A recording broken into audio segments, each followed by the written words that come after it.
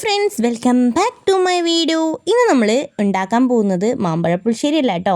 അപ്പം മാമ്പഴ പുളിശ്ശേരി ഇഷ്ടമില്ലാത്ത ആരാ ഉള്ളതല്ലേ?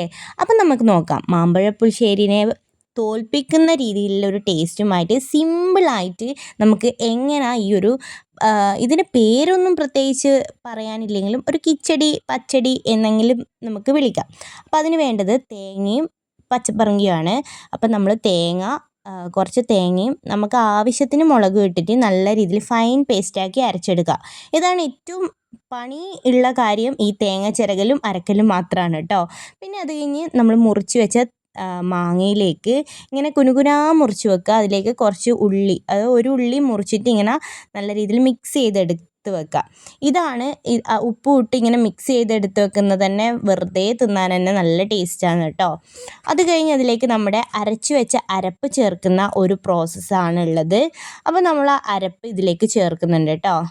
നമുക്ക് എരിവിന് എത്രത്തോളം എരിവാണ് വേണ്ടത് അതിനനുസരിച്ച്, കാരണം മാങ്ങക്കാണെങ്കിൽ നല്ല മധുരം ഉണ്ടല്ലോ.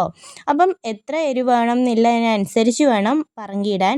എനിക്കിപ്പം ഇവിടെ മക്കൾ അധികം എരിവ് കൂട്ടാത്തതുകൊണ്ട് അതുകൊണ്ടാണ് ഞാൻ 2 പറങ്കി മാത്രം ഇട്ടത് കേട്ടോ.